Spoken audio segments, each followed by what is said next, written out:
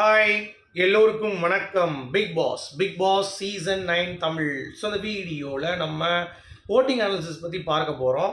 அது மட்டும் இல்லாமல் 24/7 லைவ் ஸ்ட்ரீமிங்கில் என்ன நடந்துச்சு அப்படிங்கிறத பற்றி கண்டிப்பாக டிஸ்கஸ் பண்ண போகிறோம். ஸோ வீடியோக்களை போகிறதுக்கு முன்னாடி சேனலுக்கு புதுசாக இருந்தீங்க இல்லை சப்ஸ்கிரைப் பண்ணாமல் இருந்தீங்க அப்படின்னா சப்ஸ்கிரைப் பண்ணிக்கோங்க. வீடியோ மறக்காமல் ஒரு லைக் பண்ணிக்கோங்க. இப்போ நம்ம வீடியோக்குள்ளே போகலாம். ஸோ லைவ் ஸ்ட்ரீமிங் வந்து பார்த்தீங்கன்னா நிறைய விஷயங்கள் இருந்தாலும் ஒரு பக்கம் வந்து இந்த திவாகர் மேலே ஜாதி வெறியன் அப்படின்ற மாதிரி ஒரு டேர்ம் வந்து குத்தப்படுது. ஸோ அதை பற்றி ஒரு கிளாரிட்டி.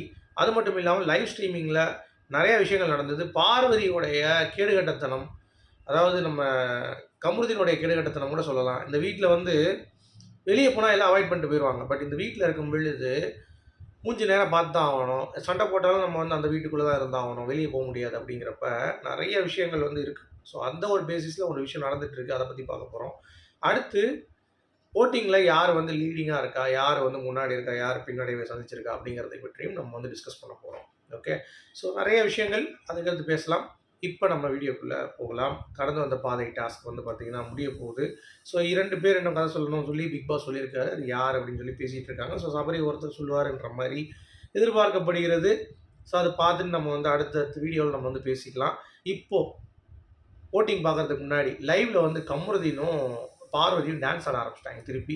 என்னடா அது அப்படின்ற மாதிரி யோசிக்கும் பொழுது, நேற்று வந்து கமருதீன் வந்து பாத்திரம் கழுவிட்டு இருந்தாப்புல வந்து சூப்பராக வந்து பாத்திரம் கழுவுறீங்க அப்படின்ற மாதிரி, தேங்க்யூ எனக்காக நீங்கள் சப்போர்ட் பண்ணுறீங்க அப்படின்னு சொல்லி பார்வதி சொல்ல, என்னடா அது புதுசாக இருக்கே, அது எப்படி உடனே வந்து மாறிக்கிறீங்க அப்படின்ற மாதிரி இருந்தாலும், அவர் கமருதீன் என்ன சொன்னார்னா, ஏற்கனவே நீ எனக்காக கழுவி இருந்த ஒரு டைம் அதை வந்து மேட்ச் பண்ணுறதுக்கு நான் உனக்காக இப்போ கழுவ போகிறேன் அப்படின்னு சொல்லிட்டு போயிட்டாப்புல. நிறையா வார்த்தைகள் வந்து விட நினச்சாங்க பார்வதி, பட் பேசலை. சரி, கமருதீன் கொஞ்சம் டீசெண்டாக தான் இருக்கான். ஏன்னா நமக்கு ஒரு கோவம் இருக்கும்ல, நீ என்ன பெரியவ, நீ எனக்காக வந்து ஒரு இது பண்ணிட்ட, நான் உனக்காக வந்து பார்த்தா நான் பண்ணிடுறேன். ஏன்னா அதை வச்சு சொல்லி காட்டக்கூடாது, நான் உனக்காக பாத்திரம் கழுவுனேன் அப்படின்னு சொல்லி காட்டக்கூடாது. அதுக்காக நான் வந்து ஒரு விஷயம் சொல்கிறேன் அப்படின்னு சொல்லிட்டு பண்ணிடுறாரு. சரி, ரைட்டு, கரெக்டாக இருக்காங்க, கரெக்டாக ஒரு வேலத்தில் போயிட்டு இருக்காங்க அப்படின்னு சொல்லி பார்த்தோம்னா, தபால்னு வந்துட்டு இன்னைக்கு காலையில் இப்படி டான்ஸ் ஆடிட்டு இருக்காங்க, ரக்கெட் சாங். சரி, இவ தான் வந்து ஆடுறான்னு பார்த்தா நம்ம கமருதீனும் கூட சேர்ந்து ஆடிட்டு ஒரு வைப் பண்ணிகிட்டு இருக்கானுங்க. இப்படி பண்ணிட்டு அதை பார்க்கும் பொழுது இந்த நிகழ்ச்சியில் நிஜமாகவே தரம் இருக்கா அப்படின்ற மாதிரி ஆகிடுது. ஏன்னா நீங்கள் என்ன தான் சொல்லலாம், அது வீட்டுக்குள்ளே இருக்காங்கப்பா, அவங்களுக்குள்ள ஒரு ஃபீலிங்ஸ் இருக்கும், நீ சும்மா வந்து சொல்லுவ இங்கே உட்காந்துக்கிட்டு, நீ அந்த வீட்டுக்குள்ளே இருந்து பார்த்தா தான் தெரியும். கரெக்டு தான், நம்ம வீட்டுக்குள்ளே இருந்தது கிடையாது. பட் இது வந்து வெளியே எப்படி போகுங்கிறது பார்க்கணும்ல. அதையும் நீ கேம் ஆட போயிருக்க, உள்ளே வந்து அவங்க கூட போய் ஆட போகல, கேம் தான் ஆட போயிருக்க. அவங்க கூட ஆடணுன்னா நீ எங்கே வேணாலும் ஆடிக்கலாம். ஏன் அங்கே இருந்தானா வேறு எங்கேயாவது போ, நீ கிச்சனில் இருந்தானா அங்கே போயிரு, பாத்ரூம் போயிரு, பாத்ரூமில் இருந்தானா ஹாலுக்கு வந்துடு, ஹாலில் இருந்தால் கார்டன் ஏரியாவுக்கு போ, கார்டன் ஏரியாவுக்கு வந்தால் உள்ள டிவி சோஃபாவில் உட்காரு, சோஃபாவில் இருந்தால் பெட்ரூமுக்கு போ. இந்த மாதிரி ஏகப்பட்ட ஐடியாவும் இருக்குது. அவன் திண்டுக்கல் இருந்தால் தூத்துக்குடி போயிரு, நீ தூத்துக்குடியிலேருந்து திண்டுக்கல் போயிரு, அவ்வளோதான் மேட்ரு. அதை விட்டுக்கிட்டு நான் வந்து கூட அவன் வீடை அவன் மூஞ்சி பார்த்துட்டே இருக்கேன், அதனால் எனக்கு வந்து ஒரு ஃபீலிங்ஸ் இருக்குது, வெங்காயம் இருக்குது அப்படின்ற மாதிரி சொல்கிறதெல்லாம் வந்து எனக்கு பேஸ்லெஸ்ஸாக தான் தெரியுது. சரியா? அது மட்டும் இல்லாமல் இந்த லைவில் உருப்படியாக ப்ரொடக்டிவாக பண்ணது வந்து நம்ம பீட் பாக்ஸ் சுபிக்ஷா தான். என்னத்தையும் அவங்க வர வரைக்கும் சொல்லி இதை பண்ணிகிட்டு இருக்காங்க. ஸோ பீட் பாக்ஸ் நிறைய பேர் நினைக்கிற மாதிரி ஒன்றும் கஷ்டமான எல்லாம் கிடையாது, வாயில் மியூசிக் வாசிக்கணும், அவ்வளோதான். அதுதான் பீட் பாக்ஸுன்றாங்க. ஓகே, பெரிய ரொம்ப கஷ்டம் அது எடுக்கிறதுக்கு வாய்ஸ் அப்படின்ற மாதிரிலாம் புல்லா விடுவானுங்க. அப்போல்லாம் ஒரு வெங்காயம் கிடையாது, அது ஈஸி தான். ஆனால் சூப்பராக அவங்களுக்குள்ள அந்த லிமிட்டட் டைமுக்குள்ளே சீக்கிரம் கற்றுக்கிட்டாங்க பாருங்க. சுபிக்ஸாவே வந்து பாருங்கள் எவ்வளோ நாளில் கற்றுக்கிட்டாங்க, ஒரு நாள் கூட ஆகலை, 1 ஹவரில் கற்றுக்கிட்டாங்கன்னு நினைக்கிறேன்.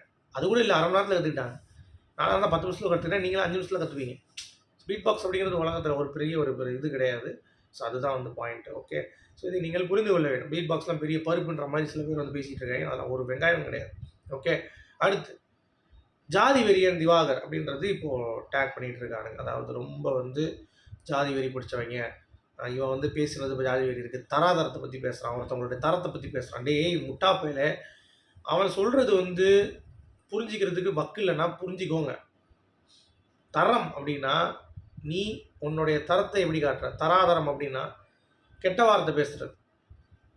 இப்போது நீ நல்ல இதுலேருந்து வந்திருந்தனா நீ அந்த வார்த்தை பேசியிருக்க மாட்டேன். தராதரம் இல்லை அப்படின்னா அந்த இடத்துல பேசக்கூடிய தரம் வந்து உன்கிட்ட இல்லை. ஒருத்தனை வாடா போடான்னு பேசுகிறது, வாயின்னு பேசுகிறது, ஒரு பெரியவர் அதை தாண்டி ரம்யா வந்து பார்த்திங்கன்னா ரொம்ப கேடு கெடுத்துறான் பேசுகிறது, அதுதான் வந்து இவங்க திருப்பி விட்றாங்க அப்படின்ற மாதிரி சொல்கிறாரு. நான் அவங்களுடைய வாழ்வாதாரத்தை பற்றியோ இல்லை அவங்க எங்கேருந்து வந்தாங்க பற்றியோ அதை பற்றி நான் பேசுகிறேன். ஆனால் பார்வதி நேற்று பேசுனது தப்பு தான். என்னென்னா டான்ஸ் ஆடிட்டு அவள் டான்ஸ் ஆடிட்டு இருக்கா, அதனால் ஃபேன்ஸ் வந்து பைத்தியக்காரன்னு பார்த்துட்டு இருக்கான்னு ஏதோ ஒரு வார்த்தை வந்துச்சு. அந்த மாதிரி அதெல்லாம் தப்பு தான். பட் திவாகர் ஜாதி வெறின்னு சொல்லி டேர்ம் பண்ணுறதுக்கு யாருக்கும் உள்ள வந்து ரைட்ஸ் இல்லை. ஏன்னா அந்த மாதிரி அவர் இன்டென்ஷன்லேயே போகலை. ஏஜ் கேப் இருக்குது, நீ வாடா படான்னு பேசினா அது ஒரு தராதரம் இல்லை அப்படின்ற அந்த ஒரு மேட்ரு தான். இதை புரிந்து கொள்ளாமல் வெளியே வந்து வாட்டர் மெலன் விளையாடுறதை பார்த்து பொறாமை கொள்ளும் சில ஓஜி ரிவ்யூவர் அப்படின்னு சொல்லிட்டு பேசிகிட்டு இருக்கக்கூடிய சில தருதலைகள் வந்து பார்த்தீங்க அப்படின்னா அதை பண்ணிகிட்டு இருக்காங்க அப்படிங்கிறது பார்க்க முடியுது. ஏன்னா அவனுங்க தான் ஒரு வாரத்தில் போய் ஒன்றும் பிடுங்க முடியல. இந்த பிக் பாஸ் கேம் போய் விளையாடுறேன்னு சொல்லிட்டு உள்ளே போயிட்டு வந்து பார்த்தீங்கன்னா தூக்கிட்டாங்க. இவர் வந்து விளையாடுறதை யாராலும் ஏற்றுக்க முடியல, அதனால் வந்து கேஸ்ட் பண்ணுறாங்க, அது பண்ணுறாங்க. கானா வினோத் வெளியே ஃபேமஸ்ஸு, கானா வினோத் வெளியே ஃபேமஸ் தான், இல்லைன்னு சொல்ல பாட்டில் எழுதியிருக்காரு. ஆனால் வெளியே தெரியாது யாருக்கும். மக்கள் கானா வினோத் யாரும் தெரியுமா, திவாகர் யாரும் தெரியுமா? திவாகர் தான் தெரியும், அவ்வளோதான். அதை வச்சு தான் ஃபேம் கால்குலேட் பண்ணப்படுது. புரியுதா உங்களுக்கு? அதுதான் பாயிண்ட்டு. அதை விட்டுட்டு இவனுங்க வந்துட்டு அவருக்கு இப்போ இது இல்லை, அவரும் பொம்பளை பிள்ளைங்களை கேடு கட்டத்தனமாக பாட்டு பாடிட்டு இருக்கவர் தான் கானா வினோத். அவரை எப்படி நீங்கள் ஜஸ்டிஃபை பண்ணுறீங்க? முதுகை பார்த்தேன், குளிக்கிறப்ப பின்னாடி பார்த்தேன்னு பேசி பாடிட்டு இருக்கார் ஒரு ஷோவில் போயிட்டு. அப்போ அவரை நீங்கள் எப்படி நார்மலைஸ் பண்ணுவீங்க? இவர் இவ்வளோ தரங்கட்டவர்னு சொன்னீங்கன்னா கானா வினோத்தும் தரங்கட்டவன் தான். புரியுதா உங்களுக்கு? அதெல்லாம் இந்த ஷோவில் தான் நீங்கள் பார்க்கணுமே தவிர, இந்த ஷோவில் என்ன பண்ணுறார் வினோத், இந்த ஷோவில் என்ன பண்ணுறார் திவாகர், அப்படி விமர்சிக்க பழகுங்க. யாராக இருந்தாலும் சரி, வெளியே இருந்து வரதை கொண்டு வராதிங்க. ஏன்னா இது வந்து பிக் பாஸ் கண்டஸ்டன்ட், அதனால தான் நான் சொல்கிறேன். பாரு அப்படி தான் வெளியே வந்து பார்த்தீங்கன்னா கேடு கட்ட கேள்விலாம் கேட்டுருந்தாங்க. உள்ளே வந்து பார்த்தீங்கன்னா அவங்களுடைய பாயிண்ட் ஆஃப் வியூவில் ரொம்ப கரெக்டாக இருக்காங்க, கரெக்டாக விளையாடுறாங்க. சில வாய்ஸ் தான் கொஞ்சம் ஓவராக இருக்குது, சில நேரங்களில் மாற்றி மாற்றி பேசுகிறது தான் கடுப்பாக இருக்குது, அவ்வளோதான். மற்றபடி அவங்ககிட்ட பெருசாக நான் வந்து ப்ராப்ளம் பார்க்கல அப்படிங்கிறது பார்க்க முடியும். ஓகே, சரி. Coming back to voting analysis. Voting பொறுத்த வரைக்கும் நான் ஏற்கனவே சொன்ன மாதிரி வேறு லெவலில் போயிட்டுருக்குங்க. பார்வதி 2வது இடத்துக்கு முன்னேறி இருக்காங்க அப்படிங்கிற அதிர்ச்சி செய்தி நமக்கு வந்து அஃபிஷியலில் வந்திருக்கு. என்னையா சொல்கிறேன் அப்படின்றீங்களா? ஆமாங்க. முதல் 3 இடத்தை பிடித்தது கமருதீன், 3வது இடத்துக்கு தள்ளப்பட்டதார் அப்படிங்கிறது தான். ஸோ இது வந்து எப்படி நம்புற மாதிரி இல்லை ஓட்டிங் அஃபிஷியலில், பட் அதுதான் உண்மை. முதல் இடத்தில் கானா வினோத் இருக்கிறார், நல்ல ஒரு பொசிஷனில் இருக்கார் அப்படிங்கிறது பார்க்க முடியுது. 2ஆம் இடத்தில் வந்து பார்த்திங்கன்னா பார்வதி வந்திருக்காங்க. 3ஆம் இடத்தில் நம்ம